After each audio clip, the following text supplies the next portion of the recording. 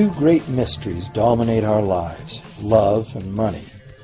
What is love is a question that has been endlessly explored in stories, songs, books, movies, and television. But the same cannot be said about the question, what is money? It's not surprising that monetary theory hasn't inspired any blockbuster movies, but it was not even mentioned at the schools most of us attended. For most of us, the question, where does money come from, brings to mind a picture of the mint, printing bills and stamping coins.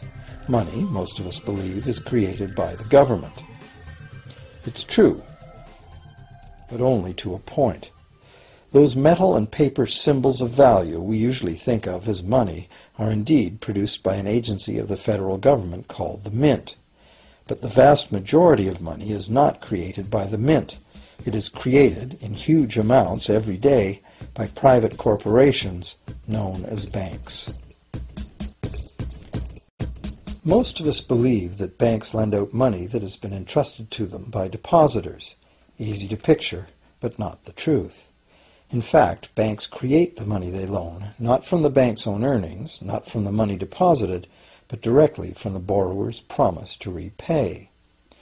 The borrower's signature on the loan papers is an obligation to pay the bank the amount of the loan plus interest, or lose the house, the car, whatever asset was pledged as collateral. That's a big commitment from the borrower. What does the same signature require of the bank? The bank gets to conjure into existence the amount of the loan and just write it into the borrower's account. Sound far-fetched? Surely that can't be true. But it is.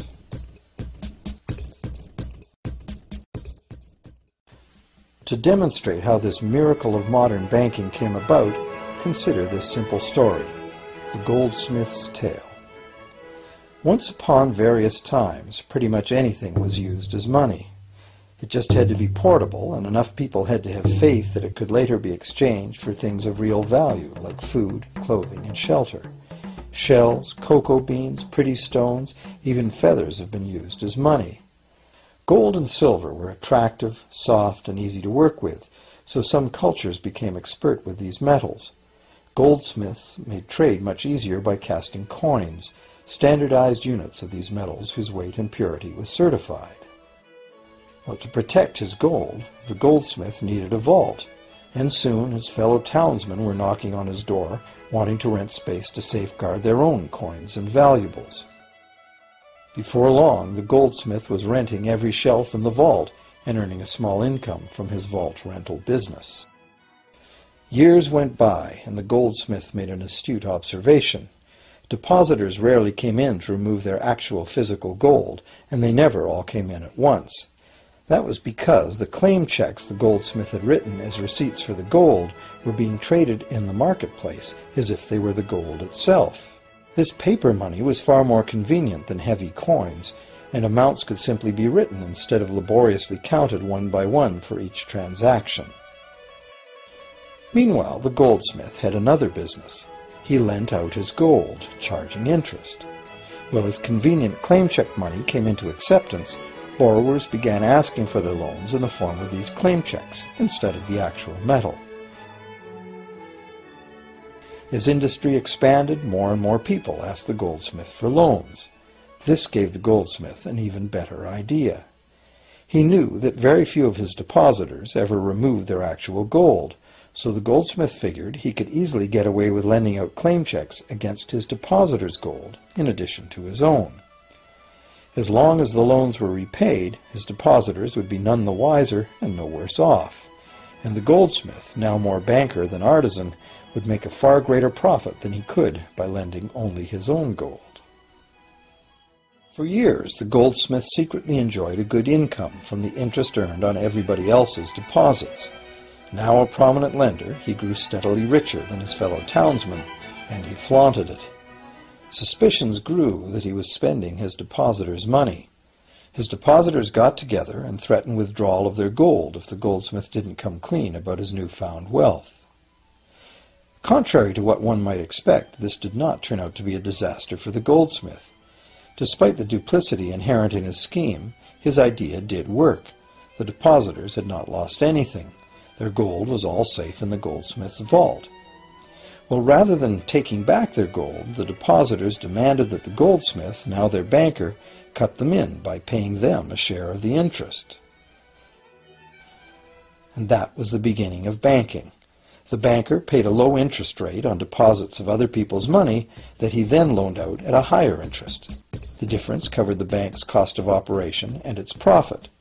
The logic of this system was simple, and it seemed like a reasonable way to satisfy the demand for credit. However, this is not the way banking works today.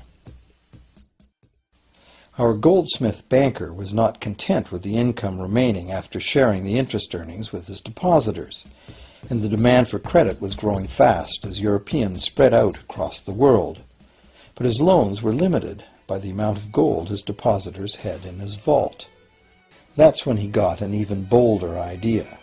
Since no one but himself knew what was actually in his vaults, he could lend out claim checks on gold that wasn't even there. As long as all the claim check holders didn't come to the vault at the same time and demand real gold, how would anyone find out? This new scheme worked very well, and the banker became enormously wealthy on the interest paid on gold that did not exist. The idea that the banker would just create money out of nothing was too outrageous to believe, so for a long time the thought did not occur to people. But the power to just invent money went to the banker's head, as you can well imagine. In time, the magnitude of the banker's loans and his ostentatious wealth did trigger suspicions once again. Some borrowers started to demand real gold instead of paper representations. Rumors spread. Suddenly, several wealthy depositors showed up to remove their gold. The game was up. A sea of claim check holders flooded the street outside the closed doors of the bank. Alas, the banker did not have enough gold and silver to redeem all the paper he had put into their hands. This is called a run on the bank, and it is what every banker dreads. This phenomenon of a run on the bank ruined individual banks and, not surprisingly, damaged public confidence in all bankers. It would have been straightforward to outlaw the practice of creating money from nothing. But the large volumes of credit the bankers were offering had become essential to the success of European commercial expansion, so instead the practice was legalized and regulated. Bankers agreed to abide by limits on the amount of fictional loan money that could be lent out. The limit would still be a number much larger than the actual value of gold and silver in the vault. Quite often the ratio was 9 fictional dollars to 1 actual dollar in gold. These regulations were enforced by surprise inspections. It was also arranged that, in the event of a run, central banks would support local banks with emergency infusions of gold. Only if there were runs on a lot of banks simultaneously would the banker's credit bubble burst and the system come crashing down.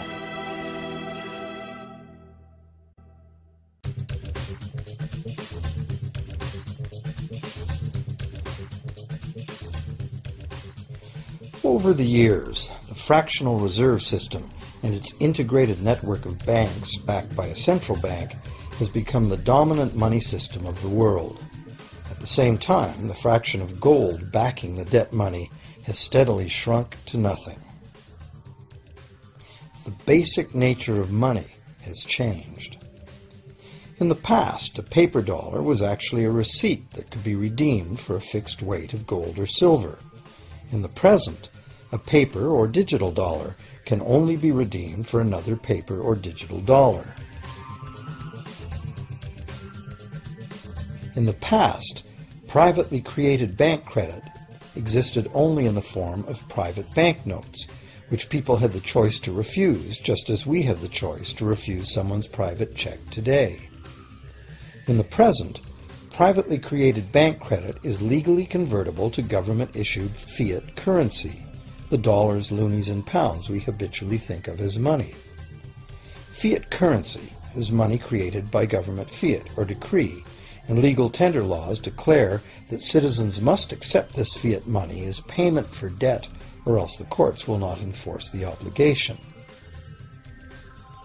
So now the question is, if governments and banks can both just create money, then how much money exists?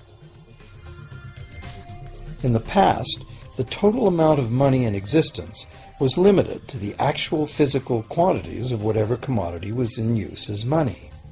For example, in order for new gold or silver money to be created, more gold or silver had to be found and dug out of the ground.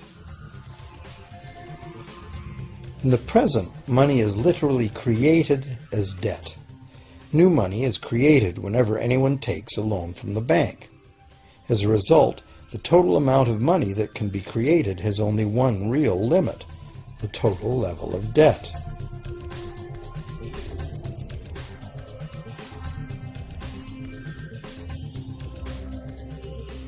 Governments place an additional statutory limit on the creation of new money by enforcing rules known as fractional reserve requirements. Essentially arbitrary, fractional reserve requirements vary from country to country and from time to time. In the past, it was common to require banks to have at least $1 worth of real gold in the vault to back $10 worth of debt money created. Today, reserve requirement ratios no longer apply to the ratio of new money to gold on deposit, but merely to the ratio of new debt money to existing debt money on deposit in the bank. Today, a bank's reserves consist of two things: the amount of government-issued cash or equivalent that the bank has deposited with the central bank, plus the amount of already existing debt money the bank has on deposit. To illustrate this in a simple way, let's imagine that a new bank has just started up and has no depositors yet. However, the bank's investors have made a reserve deposit of $1,111.12 of existing cash money at the central bank. The required reserve ratio is 9-to-1. Step 1. The door is open and the new bank welcomes its first loan customer. He needs $10,000 to buy a car. At the 9-to-1 reserve ratio, the new bank's reserve at the central bank, also known as high-powered money, allows it to legally conjure into existence 9 times that amount, or $10,000, on the basis of the borrower's pledge of debt. This $10,000 is not taken from anywhere. It's brand new money simply typed into the borrower's account as bank credit. The borrower then writes a check on that bank credit to buy the used car. Step 2. The seller then deposits this newly created $10,000 at her bank. Unlike the high-powered government money deposited at the central bank, this newly created credit money cannot be multiplied by the reserve ratio. Instead, it's divided by the reserve ratio. At a ratio of 9-to-1, a new loan of $9,000 can be created on the basis of the $10,000 deposit. Step 3. If that $9,000 is then deposited by a third party at the same bank that created it or at a different one, it becomes the legal basis for a third issue of bank credit, this time for the amount of $8,100. Like one of those Russian dolls, where each layer contains a slightly smaller doll inside, each new deposit contains the potential for a slightly smaller loan in an infinitely decreasing series. Now, if the loan money created is not deposited at the bank, the process stops. That's the unpredictable part of the money creation mechanism. But more likely, at every step, the new money will be deposited at a bank, and the reserve ratio process can repeat itself over and over until almost $100,000 of brand new money has been created within the banking system. All of this new money has been created entirely from debt, and the whole process has been legally authorized by the initial reserve deposit of just $1,111.12, which is still sitting untouched at the central bank. What's more, under this ingenious system, the books of each bank in the chain must show that the bank has 10% more on deposit than it has out on loan. This gives banks a very real incentive to seek deposits in order to be able to make loans, supporting the general but misleading impression that loans come out of deposits. Now, unless all the successive loans are deposited at the same bank, It cannot be said that any one bank got to multiply its initial high-powered money reserve almost 90 times by issuing bank credit out of nothing. However, the banking system is a closed loop. Bank credit created at one bank becomes a deposit in another, and vice versa. In a theoretical world of perfectly equal exchanges, the ultimate effect would be exactly the same as if the whole process took place within one bank. That is, the bank's initial central bank reserve of a little over $1,100 allows it to ultimately collect interest on up to $100,000 the bank never had.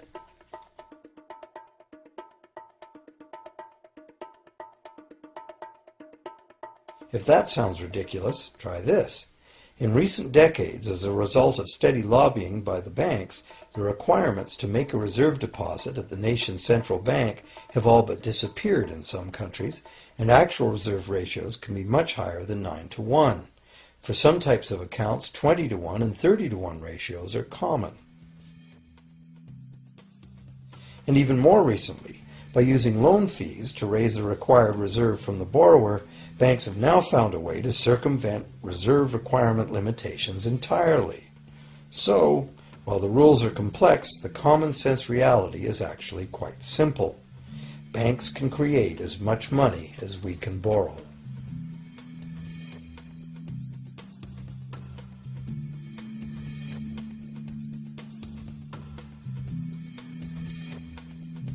Despite the endlessly presented mint footage, government-created money typically accounts for less than 5% of the money in circulation. More than 95% of all money in existence today was created by someone signing a pledge of indebtedness to a bank. What's more, this bank credit money is being created and destroyed in huge amounts every day, as new loans are made and old ones repaid.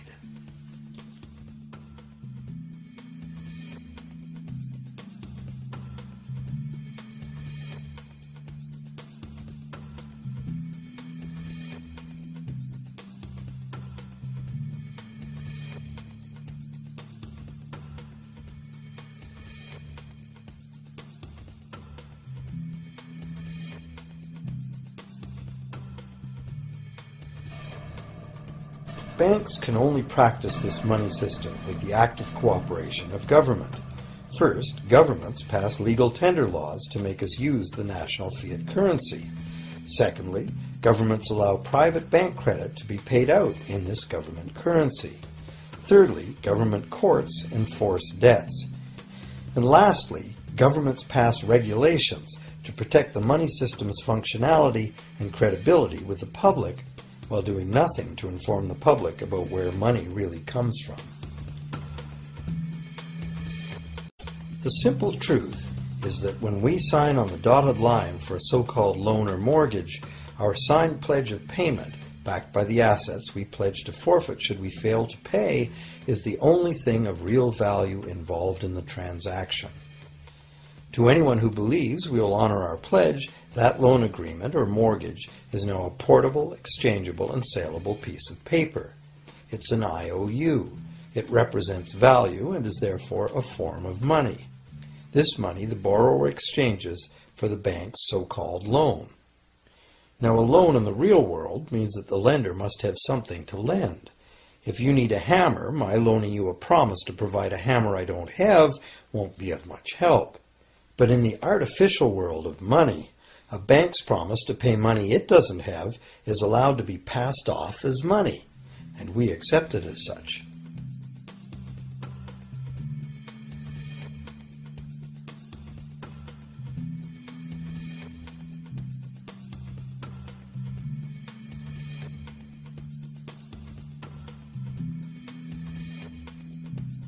Once the borrower signs the pledge of debt, the bank then balances the transaction by creating, with a few keystrokes on a computer, a matching debt of the bank to the borrower. From the borrower's point of view, this becomes loan money in his or her account, and because the government allows this debt of the bank to the borrower to be converted to government fiat currency, everyone has to accept it as money. Again, the basic truth is very simple. Without the document the borrower signed, the banker would have nothing to lend. Have you ever wondered how everyone, governments, corporations, small businesses, families, can all be in debt at the same time and for such astronomical amounts? Have you ever questioned how there can be that much money out there to lend? Now you know. There isn't. Banks do not lend money. They simply create it from debt. And as debt is potentially unlimited, so is the supply of money. And as it turns out, the opposite situation is also true. Isn't it astounding that despite the incredible wealth of resources, innovation, and productivity that surrounds us, almost all of us, from governments to companies to individuals, are heavily in debt to bankers? If only people would stop and think, how can that be? How can it be that the people who actually produce all the real wealth in the world are in debt to those who merely lend out the money that represents the wealth? Even more amazing is that once we realize that money really is debt, we realize that if there was no debt, there'd be no money.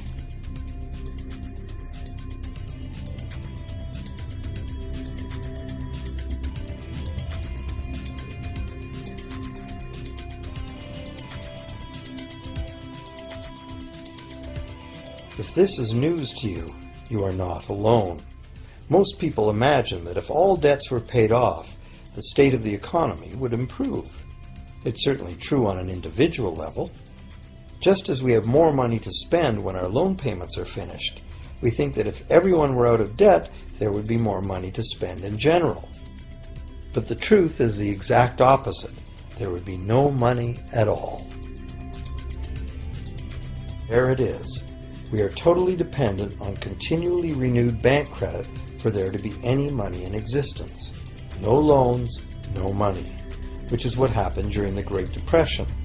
The money supply shrank drastically as the supply of loans dried up.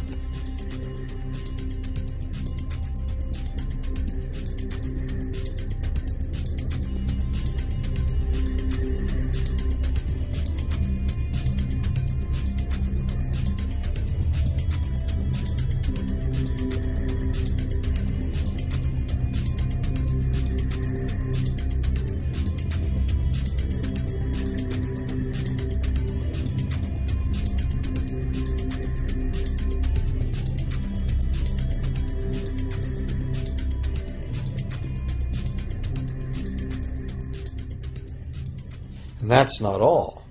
Banks create only the amount of the principal. They don't create the money to pay the interest.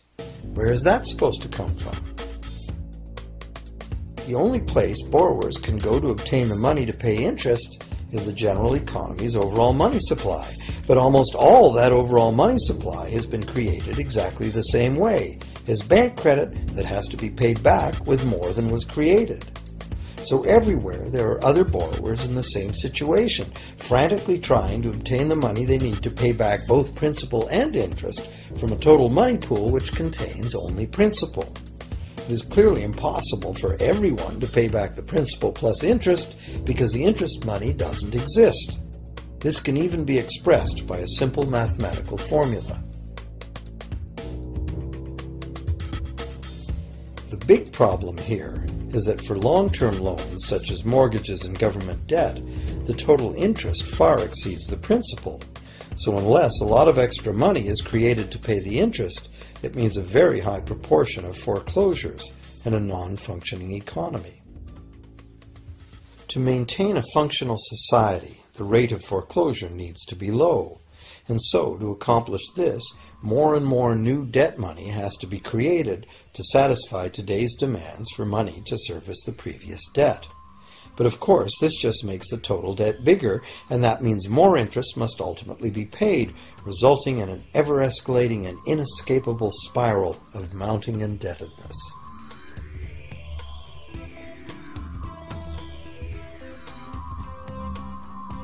It is only the time lag between money's creation as new loans and its repayment that keeps the overall shortage of money from catching up and bankrupting the entire system.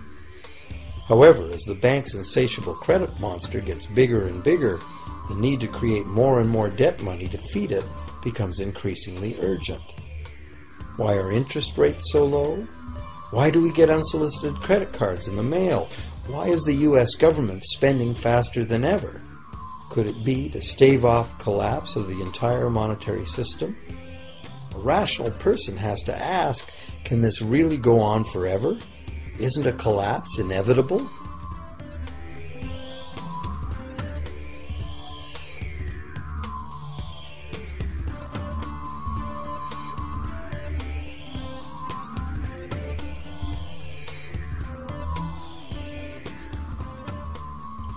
Money facilitates production and trade. As the money supply increases, money just becomes increasingly worthless unless the volume of production and trade in the real world grows by the same amount. Add to this the realization that when we hear that the economy is growing at 3% per year, it sounds like a constant rate, but it's not. This year's 3% represents more real goods and services than last year's 3% because it's 3% of the new total. Instead of a straight line, as is naturally visualized from the words, it is really an exponential curve getting steeper and steeper. The problem, of course, is that perpetual growth of the real economy requires perpetually escalating use of real-world resources and energy. More and more stuff has to go from natural resource to garbage every year, forever, just to keep this system from collapsing.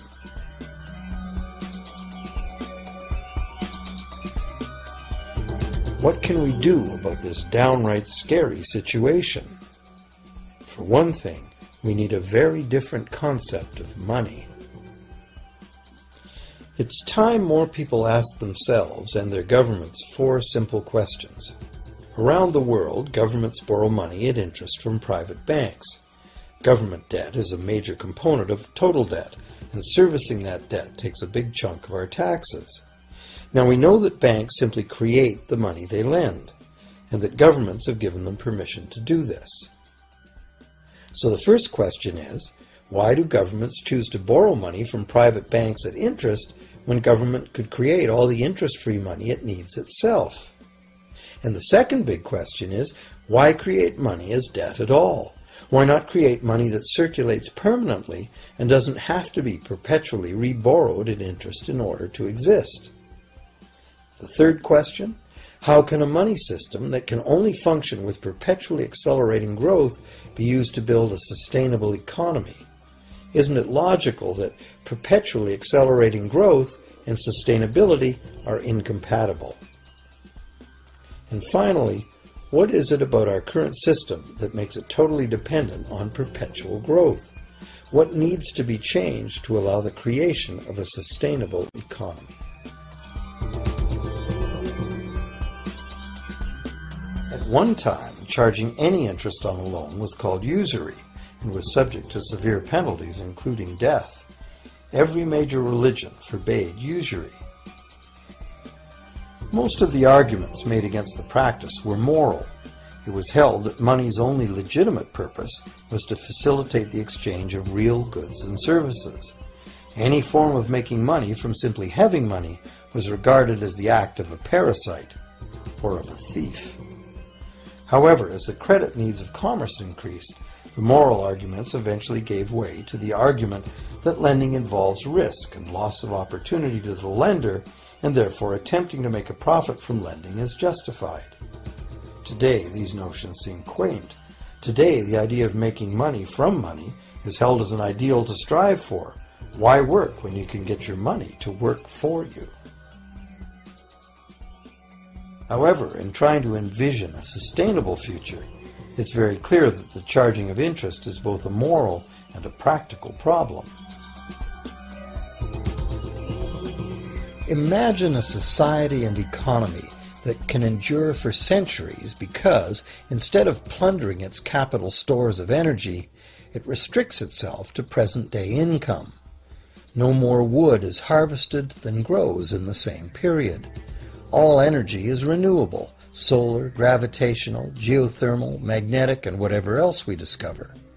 This society lives within the limits of its non-renewable resources by reusing and recycling everything, and the population just replaces itself. Such a society could never function using a money system utterly dependent on perpetually accelerating growth. A stable economy would need a money supply at least capable of remaining stable without collapsing. Let's say the total volume of this stable money supply is represented by this big circle. Let's also imagine that moneylenders must actually have existing money to lend. If some people within this money supply begin systematically lending money at interest, their share of the money supply will grow. If they continually reloan at interest all the money that gets paid back, what's the inevitable result? Whether it's gold, fiat, or debt money doesn't matter. The moneylenders will end up with all the money. And after the foreclosures and bankruptcies are all filed, they'll get all the real property too. Only if the proceeds of lending at interest were evenly distributed among the population would this central problem be solved. Heavy taxation of bank profits might accomplish this goal, but then why would banks want to be in business? If we were ever able to free ourselves of the current situation, we could imagine banking run as a non-profit service to society, dispersing its interest earnings as a universal citizen dividend, or lending without charging interest at all.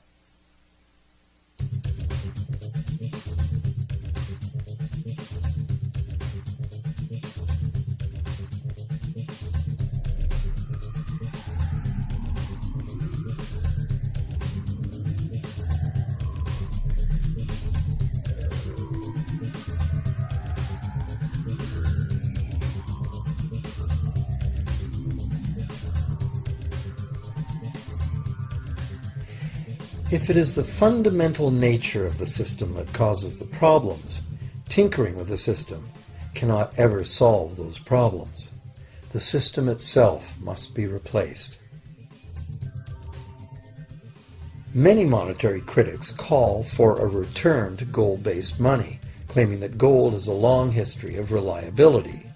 They ignore the many scams that can be played with gold, shaving coins, debasing the metal, cornering the market, all of which were abundantly practiced in ancient Rome and contributed to its fall. Some advocate silver at being more abundant than gold and therefore more difficult to corner. Many question the need to bring back precious metals at all. No one wants to go back to carrying heavy sacks of coins to go shopping. It's a certainty that paper, digital, plastic, or more likely biometric ID money would be the real medium of trade, with the same potential for creating unlimited debt money we have now. Beyond that, if gold again became the sole legal basis of money, those who have no gold would suddenly have no money. Other monetary reform advocates have concluded that greed and dishonesty are the main problems, and that there may be better ways to create an honest and equitable money system than returning to silver or gold. Inventive minds have proposed a variety of alternate ways to create money. Many private barter systems create money as debt, much as banks do, but it is done openly and without charging interest. An example is a barter system in which debt is expressed as pledges of hours of work, all work being valued equally at a dollar figure that then allows hours to be equated with the dollar price of goods. This kind of money system can be set up by anyone who can devise a way to do the accounting and find willing and trustworthy participants. Setting up a local barter money system, even if it were little used now, would be prudent emergency planning for any community.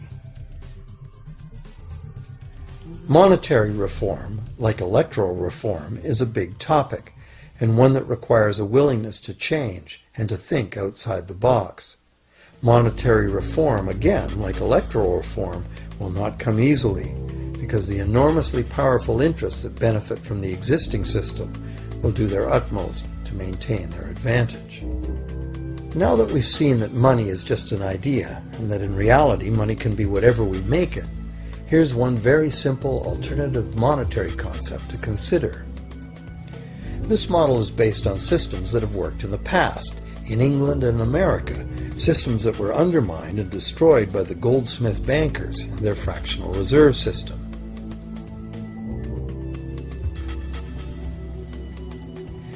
create an economy based on permanent interest-free money, money could simply be created and spent into the economy by the government, preferably on long-lasting infrastructure that facilitates the economy, such as roads, railroads, bridges, harbors, and public markets.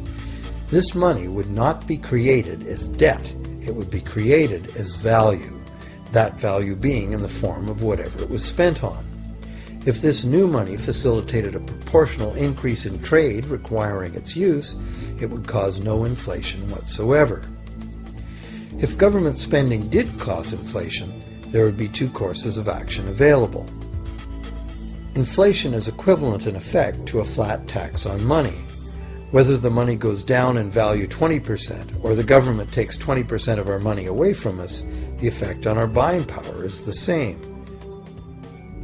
Viewed this way, inflation in place of taxation might be politically acceptable if well spent and kept within limits. Or government could choose to counter inflation by collecting tax monies that it then takes out of use, thus reducing the money supply and restoring its value. To control deflation, which is the phenomenon of falling wages and prices, the government would simply spend more money into existence. With no competing private debt money creation, governments would have more effective control of their nation's money supply. The public would know whom to blame if things went wrong. Governments would rise and fall on their ability to preserve the value of money. Government would operate primarily on taxes, as it does now, but tax money would go much, much further, as none of it would be required to pay interest to private bankers. There could be no national debt if the federal government simply created the money it needed. Our perpetual collective servitude to the banks through interest payments on government debt would be impossible.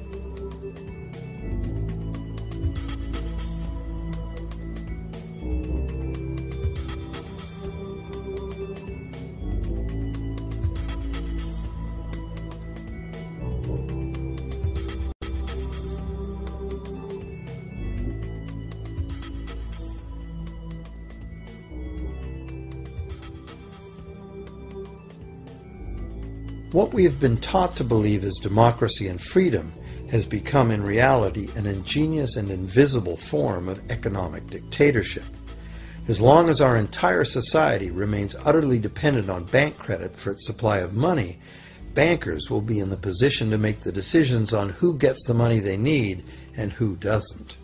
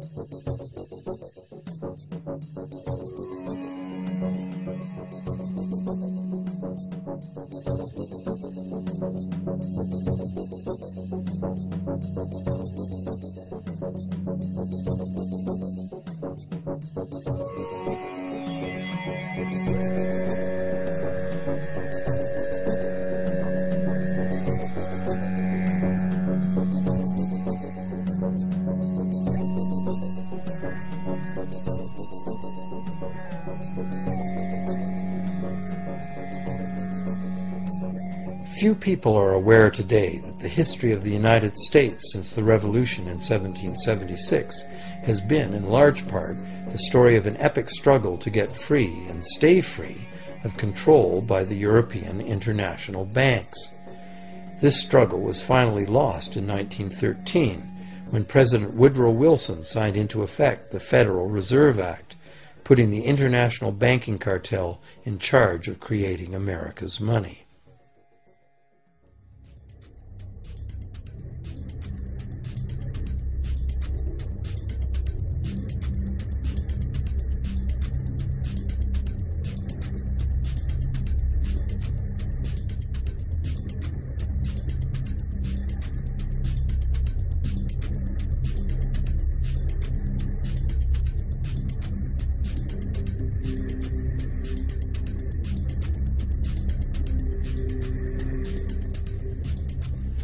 The power of this system is deeply ingrained. So is the educational and media silence on the subject. Years ago, a Canadian Deputy Prime Minister surveyed scores of non-economists, both highly educated professionals and common-sense people on the street, and found that not one of them had an accurate understanding of how money is created. In fact, it's probably safe to say that most people, including the frontline employees of banks, have never given the matter a moment's thought. Have you?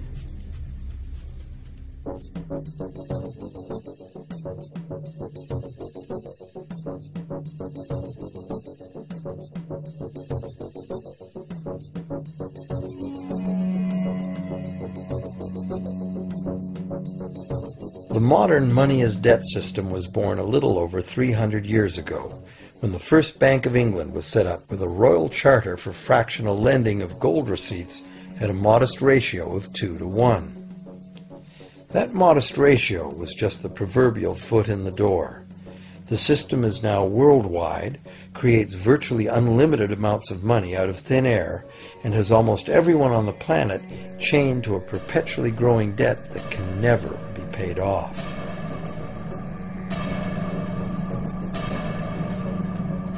Could it have all happened by accident? Or is it a conspiracy? Obviously, something very big is at stake here.